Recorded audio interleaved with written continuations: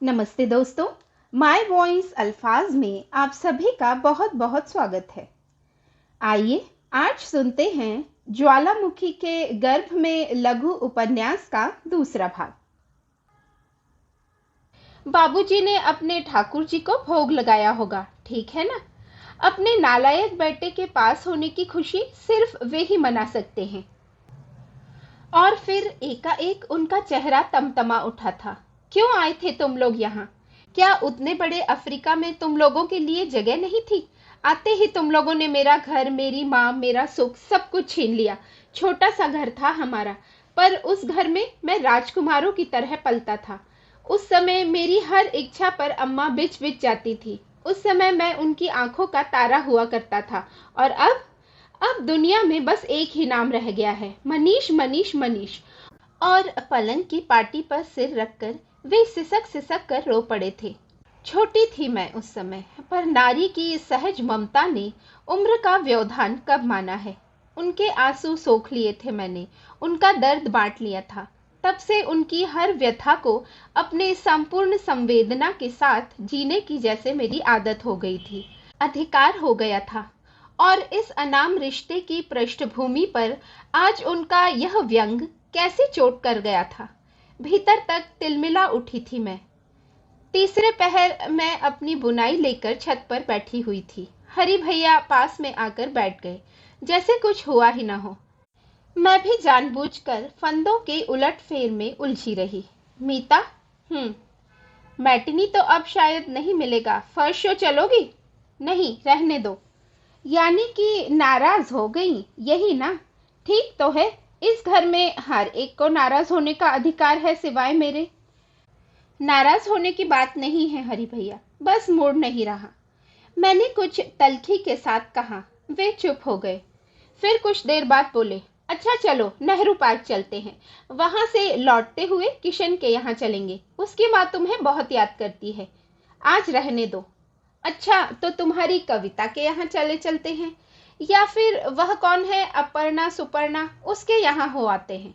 कहा तो भई कि मुझे कहीं नहीं जाना है, मैंने खींच कर कहा। वे फिर चुप हो गए और इस बार उनके चेहरे पर एक अजीब सी असहायता उतर आई। मेरे रूठ जाने का दुख उन्हें साल रहा था, परंतु मुझे मनाने का कोई उपाय भी नहीं खोज पा रहे थे। उनकी उदास डबडबाई आंखों को मैं अधिक देर तक नहीं सह पाई। अपने स्वर को यथाशक्ति नरम बनाकर मैंने कहा, सच कहूं हरिदा, आजकल किसी के घर जाने की इच्छा ही नहीं होती। कहीं भी जाती हूँ तो तुलना में अपना घर उभर कर सामने आ जाता है। सोचती हूँ इतने अभाव में, दुख में भी ये लोग खुश कैसे रह लेते हैं। दुनिया भर की मनहूसियत हमारे ही यहाँ क्यों है। कविता की माँ 6 महीनों से खाट पर पड़ी हैं। सुपर्णा का इतना बड़ा परिवार इतनी सी आय के सहारे चल रहा है। तुम्हारे किशन के यहाँ 3-3 अनब्याही बहनें बैठी हुई हैं। फिर भी इन लोगों के यहाँ कुछ ऐसा है जो मन को बांध लेता है। जाती हूँ तो लौटने की इच्छा नहीं होती, और यहाँ तो हरदम भाग जाने का मन होता है। इसमें आश्चर्य की क्या बात है? यह कोई रहने की जगह थोड़ी ही है, यह तो कब्रिस्तान है। यहाँ आदमी नहीं रहते, उनकी छाया रहती है। अपने आप को दफनाकर उन पर पत्थरों की तरह जड़ी हुई ये छाया भर हैं। छी, क्या ये नवकवियों जैसी उपमाएं दे रहे हो? क्या इससे अच्छी कोई बात तुम्हारे दिमाग में नहीं आती? मैं कॉमर्स का विद्यार्थी हूँ, उपमा उत्प्रेक्षा क्या जानूं। जैसा सोचता हूँ कह डाला। और तुम जानती हो मीता, कब्रिस्तान में कभी कभी कोई प्यारा सा पेड़ उग आता है, अपने सिर पर ढेर सारे खुशबूदार फूलों का मुकुट धारण किए हुए। यह अनोखा पेड़ वातावरण की उदासी को सुगंध में भिगोता रहता है। इस पेड़ का नाम जानती हो? मैंने प्रश्नार्थक दृष्टि से उन्हें देखा। उनकी आंखों में उस फूल का नाम पढ़ लिया मैंने। इसके बाद भी रूठे रहना क्या संभव था मीता? थोड़ी देर बाद वे बोले, तुम्हें वह जूनी कसेरा बागल वाला हमारा घर याद है? नहीं तो? कभी कभी वह घर बहुत याद आता है। उस घर के साथ कितना कुछ छूट गया है। तुम्हें याद है मीतू, तुम लोग आए थे ना, तब तुम दिन भर कहा करती थी यह घर गंदा है, हमें यहाँ नहीं रहना। मैं बहुत छोटी थी ना उस समय। मैंने अपराधी स्वर में कहा, हाँ तुम बहुत छोटी थी, इसलिए मन की बात कह सकी। जो बात मनीष भैया और मौसी अनुभव करके रह जाते थे वह तुम बेझिझक कह डालती थी। धीरे धीरे सबको लगने लगा कि वह घर छोटा है, गंदा है, अम्मा को भी। और तब से इस मनहूस कोठी से बंद गए हम।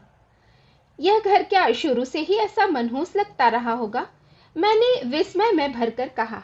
क्या पता, तब इतना समझने की अक्ल कहाँ थी। इतना याद है बाबूजी यहाँ नहीं आना चाहते थे।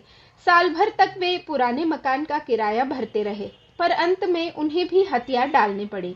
वे मुझसे अलग होकर नहीं रह सकते थे। मैं अम्मा के बिना नहीं रह पाता था, और अम्मा, उनके लिए इतना बड़ा घर, इतने सारे नौकर, इतना ऐश्वर्य, इतनी हुकूमत छोड़ना बहुत कठिन हो गया था।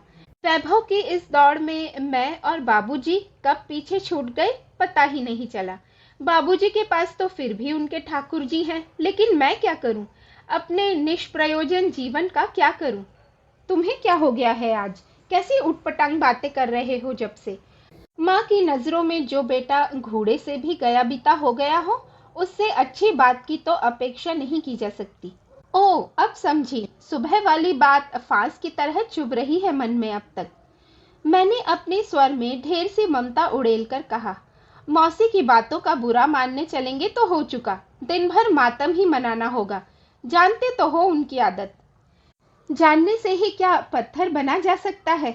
हाड़ मांस का मनुष्य जितना सह सकता है उतना ही तो सह पाऊंगा। सच कहता हूँ मीतू, पढ़ते हुए भी कभी कभी इसी ख्याल से कांप उठता हूँ कि क्या होगा इतनी मेहनत का। अम्मा को खुश करने लायक परिणाम तो मेरा कभी नहीं बन सकता। तब फिर हफ्तों तक पुस्तक को हाथ लगाने की इच्छा भी नहीं होती। पुरुष जब भीतर से टूटने लगता है तो नारी का सहज स्नेह ही उसे संबल दे पाता है। इसी स्रोत से वह शक्ति ग्रहण करता है। नारी चाहे वह माँ हो, पत्नी हो, बहन हो या मित्र हो। कहाँ पढ़ा था यह वाक्य? किसी नाटक में, उपन्यास में, या शायद भैया के पत्र में। कहीं भी पढ़ा हो। आज इस बेला उसका स्मरण हो आना ही सार्थक हो उठा था। उस बार बीकॉम में हायर सेकेंड क्लास पाने पर जब मैंने उनका अभिनंदन किया तो बोले, अभिनंदन की असली हकदार तो तुम हो। परिणाम का सारा श्रेय तुम्ही को जाता है। शनिवार के शाम को मैं हमेशा की तरह पूजा घर में बैठी सुंदर कांड का पाठ कर रही थी। पैरों की आहट सुनकर सिर उठाया। मौसा जी नहाकर शाम की संध्या वंदना के लिए अंदर आ गए थे। मेरी उपस्थिति से निर्लिप्त होकर उन्होंने सूती धोती उतार खूंटी पर टंगी लाल रंग की रेशमी धोती पहनी। आसन लेने के लिए इस ओर मुड़े तो मुझे एकटक अपनी ओर देखते हुए पाया। अपनी झेप मिटाते हुए बोले, कहिए पंडिताइन जी, क्या निरीक्षण हो रहा है? निरीक्षण यह हो रहा है कि इस पूजा वाली धोती का काफी पहले रिटायरमेंट हो जाना चाहिए था। मैंने दबंग स्वर में कहा, एक बार और कायाकल्प कर दो इसका। अब की तनख्वाह मिलने पर पहला काम यही करूंगा, ठीक है ना? मैंने सिर हिला दिया। वे आसन पर बैठ गए। आचमन लेकर ध्यानस्थ होने को ही थे कि सहसा मुझे याद आ गया। मौसा जी, आज आपके वे तिवारी जी आए थे। गोरखपुर से किताबें मंगाई थी ना आपने, वे दे गए हैं। अच्छा, कब लौटे थे वे लखनऊ से? कल ही आए हैं। और कह रहे थे शर्मा जी से कहना मेरी मिठाई तैयार रखे। दफ्तर में पार्टी दे देने से ही आप बच नहीं जाएंगे। एक शर्मीली मुस्कान उनके चेहरे पर तैर गई। अच्छा मौसा जी, दफ्तर में तो आपने प्रमोशन की पार्टी दे दी और हमें बताया तक नहीं। चाहिए तो था कि सबसे पहले घर में मिठाई आती। मैंने मुंह फुलाकर कहा। घर में बतलाने जैसी कोई बड़ी बात नहीं थी बिटिया। मेंढक कितना भी फूल जाए, बैल तो बनने से रहा। दफ्तर का बाबू हूँ। प्रमोशन हो गया तो बहुत से बहुत ओएस बनूंगा, और क्या। हंसकर कही थी उन्होंने यह बात, लेकिन उसमें छलकती हुई व्यथा को मैंने पा लिया और मैं भी उदास हो गई। सुख में हो या दुख में, मनुष्य को सबसे पहले घर ही याद आता है। कैसे जब्त कर पाए होंगे इतनी बड़ी खुशी को वे मन ही मन में। तिवारी जी बता रहे थे दफ्तर में उन्होंने बहुत शानदार दावत दी थी। बाहर की दुनिया में जो इतना लोकप्रिय है, उसका अस्तित्व घर में इतना नगण्य क्यों है? मुझे तो कई दिनों तक यह भी नहीं पता था कि वे दफ्तर भी जाते हैं। उनके ऑफिस आने जाने को लेकर घर में कोई गहमा गहमी नहीं होती थी। जूनी कसेरा बागल वाले घर की एक धुंधली सी याद है कि मौसा जी बाहर से लौटे हैं तो मौसी ने आगे बढ़कर हाथ से झोला ले लिया है, उनके लिए चाय बनाई है, उनके लिए पान लगाया है। अब तो मौसी के पास इतना समय ही कहाँ है। मिसरानी है, रामदीन है, वे ही सब संभाल लेते हैं। प्राणायाम की मुद्रा में बैठे मौसा जी पौराणिक चित्रों के शिव की तरह लग रहे थे। ठाकुर जी के पास जलते हुए दीपक का मंद प्रकाश उनके सुदर्शन व्यक्तित्व को रहस्यमय बनाए दे रहा था। रहस्यमय ही तो थे वे, कितना जानते थे हम लोग उनके विषय में। घर से बाहर की दुनिया में उनका क्या रूप था, कभी जाना ही नहीं। पिछले साल की एक बात याद आई। नया नया कॉलेज था, नई नई सहेलियां थी। सबसे ज्यादा अच्छी लगी थी मधुलिका। श्रीनगर कॉलोनी में बड़ा सा बंगला था उनका। रोज गाड़ी छोड़ने आती थी, लेकिन बातचीत में अमीरी की जरा भी बू नहीं थी। बहुत जल्दी घुल मिल गई थी हम दोनों। 2-4 बार उसके घर हो आने पर मैंने उसे अपने घर पर भी आमंत्रित किया था। 3-4 घंटे तक गपशप की महफिल जमने के बाद जब वह जाने को हुई तो मैं फाटक तक उसे छोड़ने गई थी। उसी समय मौसा जी अपनी साइकिल लिए दफ्तर से लौट रहे थे। अच्छा, तो ये पंडित जी तुम्हारे यहाँ भी आते हैं? मधुलिका ने पूछा। कौन से पंडित जी? यही जो अभी अंदर गए। हमारे पीछे सर्वेंट्स क्वार्टर है ना, वहाँ हर रविवार को इनका चक्कर लगता है। खूब भक्ति ने जोड़ रखी है। 2-2 घंटे तक भविष्य बाजते हैं। You know he is lady killer. इससे ज्यादा मुझसे सुना नहीं गया था। मधु, ही इज माय। वे मेरे मौसा जी हैं।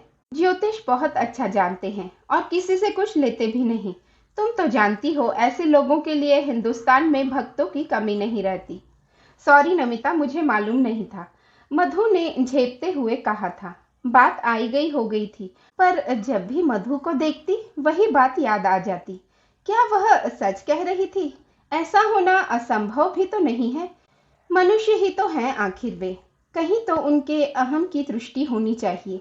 पत्नी द्वारा निरंतर लांछित और अपमानित व्यक्तित्व को कहीं तो सिर उठाने का अवसर मिलना चाहिए, नहीं तो कोई जिएगा कैसे? बिटिया जी, मैंने चौंक कर कहा। पाठ कर रही हो ना? कर तो रही हूँ, आपने बीच में टोक दिया। तुम नहीं कर रही थी इसलिए टोका था। पता है तुम कितनी देर से एक ही पन्ना खोले बैठी हो। आज मन ही नहीं लग रहा और मैंने रामायण बंद करके रख दी। मन अपने से लगता थोड़े ही है, उसे तो कान पकड़कर लगाना पड़ता है। और उनकी इस बात पर हम दोनों ही हंस पड़े। बिटिया, वे एकाएक गंभीर होकर बोले। कहिए। अपना मन अच्छे से टटोल कर देखा है तुमने? तुम कहोगी तो अब भी सारा आयोजन उखाड़ कर फेंक सकता हूँ। बुराई जो भी आनी होगी मेरे सिर आएगी, तुम चिंता मत करो। आप पता नहीं क्या कह रहे हैं। हम मत सोचो मीता बेटी कि मैं तुम्हारी मौसी की तरह अंधा हो गया हूँ। मेरी आंखें सब कुछ देखती हैं। तुम एक बार संकेत भर दो, फिर देखो मैं क्या करता हूँ। मौसा जी, आप तो गलत सलत पता नहीं क्या सोच लेते हैं, मैंने बेसुरी खिलखिलाहट के साथ कहा और भाग आई। पूजा घर के बाहर खड़ी होकर पहले अपनी उफनती सांस को सामान्य किया, फिर धीरे धीरे माँ के कमरे की ओर चल पड़ी। हॉल में मौसी रंग बिरंगे कपड़ों के अंबार को लेकर बैठी हुई थी। ए छोकरी, कहाँ थी अब तक? शनिवार की शाम को क्या करती हूँ मालूम है ना? हाँ, सो तो सब मालूम है। एक वह नरसी भगत कम थे घर में, अब ये एक मीराबाई बनी जा रही हैं। काम क्या है बोलो ना। काम क्या एक है? इन साड़ियों पर फॉल लगने हैं, इनमें मोती टाकने हैं, इनमें गोटा लगेगा और इन पर फूल लगेंगे।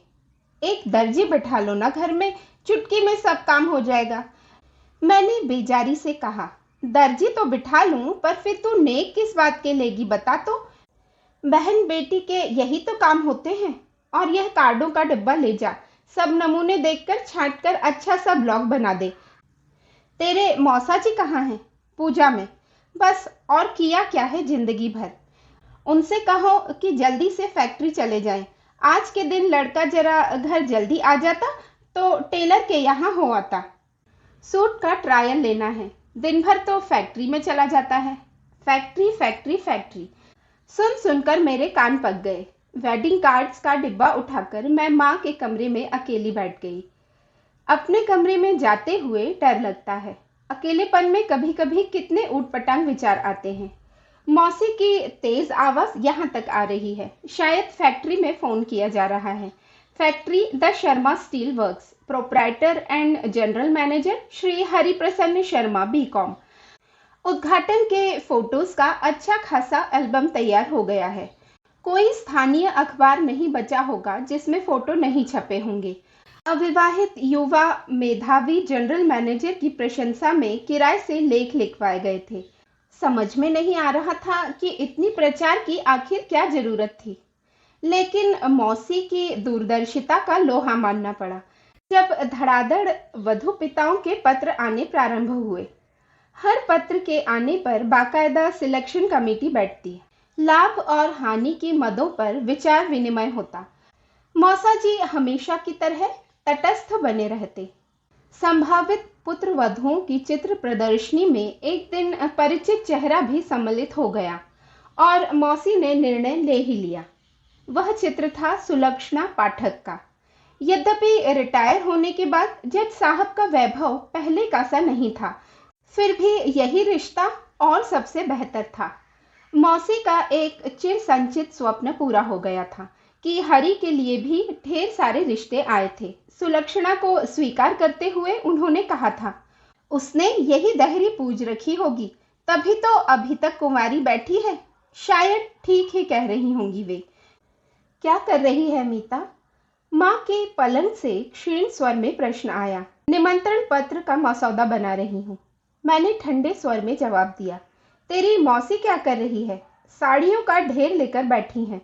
वह साड़ियों में फॉल लगाने को कह रही थी, लगा दिए?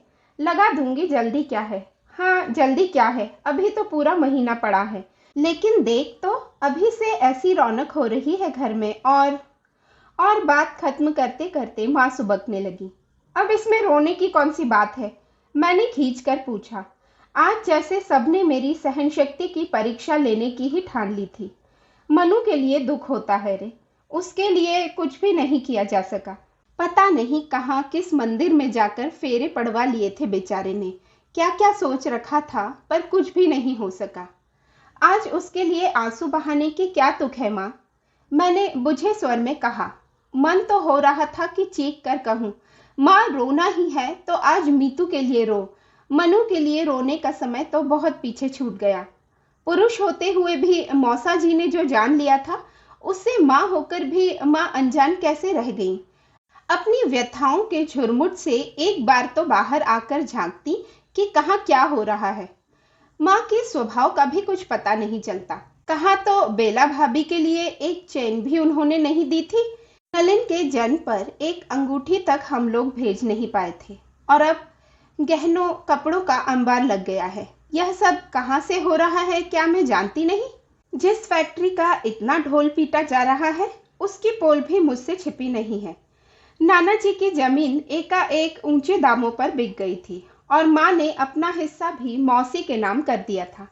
स्टील फर्नीचर का कारखाना खोल लिया गया था और बीकॉम के बाद क्लर्की के लिए वांटेड के कॉलम्स पढ़ने वाले हरि भैया एकाएक जनरल मैनेजर की कुर्सी पर पहुंच गए थे, और उस कुर्सी ने उन्हें भीतर बाहर कितना बदल डाला था। और मेरा सारा रोष माँ पर उमड़ पड़ा। तुम्हारा भी तो जवाब नहीं है माँ। मर्जी आएगी तो दूसरों के लिए घर लुटा कर रख दोगी, नहीं तो पेट जाए लड़के के नाम तुम्हारे पास कौड़ी तक नहीं निकलेगी। लोग भी कैसे चंट होते हैं, मीठी मीठी बातों से किसी को फुसलाकर अपना काम खूब बना लेते हैं। मीता, माँ के स्वर में अप्रत्याशित कड़क थी। मैं सहम कर चुप हो गई। यह तुझे क्या हो गया है लड़की? आजकल तो इतनी जहर बुझी बातें कहाँ से सीख गई है? ये अपने पराये की भाषा कौन सिखा गया है तुझे? मैं किसी को कुछ नहीं दे रही हूँ रे, सिर्फ पुराना कर्ज उतार रही हूँ। इतना भी नहीं करूंगी तो सुख से मरना भी नसीब नहीं होगा मुझे। माँ दिन में 3 बार तो मरने की तैयारी कर ही लेती थी, इसलिए मुझ पर कोई विशेष प्रतिक्रिया नहीं हुई। और तुझे मौसी पर इतना गुस्सा क्यों आता है रे? बरसों के बाद तो सुख के दिन देख रही है वह। सारी जिंदगी सिवा गरीबी के देखा ही क्या है उसने? कभी मन भरकर ओढ़ा नहीं, पहना नहीं। कितनी कस्में दे दिलाकर कभी एक आध चीज दे पाई हूं उसे। इतनी स्वाभिमानी है वह। माँ एकदम गलत भी नहीं कह रही थी। इस सारे तामझाम के बीच भी मौसी एकदम सादगी से रहती थी। तीज त्योहारों पर माँ जिद करके उन्हें अपने गहने कपड़ों से सजाती, फिर उनका चेहरा अपने दोनों हाथों में उठाकर कहती, छोटी, सच भगवान ने कैसा राजरानी सा रूप देकर भेजा है तुझे धरती पर। लेकिन दीदी, किस्मत तो भिखारियों की दी है ना, उसका कोई क्या करे। मौसी अपने को छुड़ाकर कहती। यह बात खूब जोर से कही जाती जिससे मौसा जी उसे जरूर सुन ले। तब मौसा जी का चेहरा व्यथा से काला पड़ जाता और हमारी सारी सहानुभूति उन्हीं के साथ होती। माँ की बनारसी साड़ियाँ मौसी लौटाने आती तो माँ कहती, रहने देना, यहाँ भी तो पड़ी पड़ी सड़ ही रही हैं। ना जीजी, इतने अच्छे कपड़े मुझ पर सजेंगे भला? अपनी औकात भी तो मुझे देखनी चाहिए। मैं तो तुम्हारे चरणों में पड़ी हूँ इसलिए कि लड़के की जिंदगी बन जाएगी, नहीं तो पता नहीं कहाँ भीख मांगता फिरेगा। यह तो बड़े होने पर ही पता चला कि ये बातें माँ से कहने का बहाना भर होता था। असली लक्ष्य होते थे लड़के के पिता। मैंने तिक्त स्वर में कहा, पता नहीं नाना जी ने दोनों लड़कियों के साथ इतना पक्षपात क्यों किया। वे तो कन्यादान करके छुट्टी पा गए। जिंदगी भर का काला पानी भुगतना पड़ा है मौसा जी को। कोई खुशी से अपनी बेटी कुएं में नहीं फेंक देता री। उसका इतना बड़ा सर्वनाश तो मेरे कारण हुआ है। तुम्हारे कारण? हाँ, तुम्हारे पापा के कारण। कमरे में कुछ समय तक केवल चूड़ियों की खनक ही सुनाई देती रही। मनु के जन्म के समय की बात है। मैं 7वां लगते ही माता जी के पास हैदराबाद आ गई थी। तेरे पापा बेंगलोर में थे। वहाँ और कोई नहीं था, इसलिए मनु 4-5 महीने का हो गया तब भी मुझे उन लोगों ने भेजा ही नहीं। मैं भी मजे में थी क्योंकि तेरे पापा हर 15-20 दिन बाद आते रहते थे। वे आते थे तो घर में रौनक सी आ जाती थी। माता जी रसोई में घिरी रहती, छोटी अपने जीजा के आगे पीछे घूमती रहती। घर में छोटा और कोई था नहीं, सेवा का सारा भार उसी पर था। वे दिन भर शामली शामली का जप किए रहते। तुम्हें बुरा नहीं लगता था? बुरा लगने जैसा तो इसमें कुछ था ही नहीं। साली बहनोई का रिश्ता तो ऐसा ही होता है। फिर मैं तो उस समय अपने रूप लावण्य पर रीझी हुई थी। एक बेटे को जन्म देकर सोचती थी मैंने स्वर्ग का राज्य जीत लिया है। यह अकल नहीं थी कि कर्तव्यवान पुरुष सिर्फ सौंदर्य पर नहीं रीझा करते, बुद्धिमती नारी का आकर्षण भी उतना ही प्रबल होता है। वे इतने विद्वान थे और मेरे पास बात करने के लिए सिर्फ एक ही विषय था, मनु, हमारा मुन्ना। छोटी और वे दिन रात गपशप किया करते और मैं दिन भर अपने लाडले को दुलराया करती। उसके लिए स्वेटर बुनती रहती। अपनी इस बेवकूफ़ी का ध्यान आया तो, मगर तब तक बहुत देर हो चुकी थी। यानी? मैंने धड़कते हुए हृदय से पूछा, पर माँ को शायद मेरा प्रश्न सुनाई ही नहीं दिया। जब सारी बात पता चली तो पिताजी बुरी तरह घबरा गए। माता जी तो खाट से ही लग गईं। मैंने पहले तो उसे खूब कोसा, फिर समझाया बुझाया। मनु को उसके पैरों पर डाल दिया, पर वह शेरनी की तरह अडिग रही। बोली, मैं तुम्हारा कोई हक छीन नहीं रही जीजी, लेकिन अपना अधिकार भी मैं नहीं छोड़ूंगी। बाबा रे, उसकी हिम्मत देखकर तो हम दांतों तले उंगली दबाकर रह गए थे। फिर क्या, जिस विश्वास पर वह पैर जमाकर खड़ी हुई थी, वही जब भरभराकर गिर पड़ा, तब कहीं जाकर वह अबॉर्शन के लिए राजी हुई थी। उफ, दूसरा उपाय ही क्या था? तेरे पापा तो मुंह छिपा गए थे। कंपनी में उन दिनों वे चीफ एडवाइजर के पद पर थे और भी ऊंचा उठने के स्वप्न देख रहे थे, पर यह बदनामी उनका भविष्य खराब कर सकती थी। उन्होंने नैरोबी ब्रांच में ट्रांसफर मांग लिया। मुझे निवाने भी नहीं। उनकी चिट्ठी पाकर पिताजी का कारकुन ही मुझे छोड़ आया था। इतनी निष्ठुरता! ऐसा ही होता है मीता। महत्वाकांक्षी पुरुष पता नहीं कितनों की भावनाओं को रौंदता चला जाता है। उसे जरा भी मलाल नहीं होता। खैर, घर के पुरोहित का लड़का उसके आगे पीछे घूमता रहता था। पिताजी ने बहला फुसलाकर उसी से छोटी को ब्याह दिया। लड़की एक बार बदनाम हो जाए तो शादी में कितनी मुश्किलें आती हैं तुझे पता नहीं है। मौसा जी को पता था सब? क्या पता उनके मन की थाह किसी ने पाई भी है कभी? वे जरूर जानते होंगे, वे सबके मन की जान जाते हैं, तभी ना इतनी दूर आकर बस गए हैं। अपनी लंबी कहानी सुनाकर माँ निढाल होकर पड़ गई थी। मेरे मन में एक हाहाकार सा उठा। मैंने मचलकर कहा, माँ, यह सब मुझे सुनाने की क्या जरूरत थी? पापा की कितनी प्यारी इमेज थी मेरे मन में, उसे यूं नष्ट करके तुम्हें क्या मिला? और मुझे सचमुच लगा कि माँ ने पुराने अन्याय का नए सिरे से प्रतिशोध लिया है। लेकिन मरे हुए व्यक्ति से प्रतिशोध? छी! पापा की प्रतिमा के बनने बिगड़ने से अब क्या फर्क पड़ता है मीतू? लेकिन मौसी के लिए तू थोड़ा सहृदय होकर सोच सके, इसीलिए यह सब कहना पड़ा है। जरा सोच तो, वह अपनी बाजी जीत जाती तो आज कहाँ होती, और मैं अपने मनु को लेकर उसी की शरण में आने को बाध्य नहीं होती क्या? जरा सोच तो। क्या सोचना था मुझे? माँ ने तो सारी रामायण इसलिए कह सुनाई थी कि मौसी के प्रति मेरा आक्रोश कुछ कम हो, कुछ सहानुभूति उमड़े। सहानुभूति उमड़ी तो, पर माँ के लिए कैसा लगा होगा फिर उस व्यक्ति के साथ दाम्पत्य निभाना? उसके बच्चों को जन्म देते समय क्या मौसी के अजन्मे शिशु की याद नहीं आई होगी? मौसी से मुंह छिपाकर तो अफ्रीका चले गए ये लोग, पर क्या अपने आप से बच सके होंगे? अपने आप को छल सके होंगे? विचारों का एक रेला सा उमड़ आया था मन में। उसे सप्रयास दूर हटाकर मैं पुनः कुर्सी पर आकर बैठ गई थी। राइटिंग पैड सामने खिसकाकर बड़े बड़े अक्षरों में लिखा, हरिप्रसन्न और सुलक्षणा का शुभ विवाह। उपन्यास का दूसरा भाग अभी यहीं तक। फिर मिलते हैं उपन्यास के तीसरे भाग के साथ। तब तक खुश रहिए, स्वस्थ रहिए और अच्छी अच्छी कहानियाँ सुनते रहिए। धन्यवाद।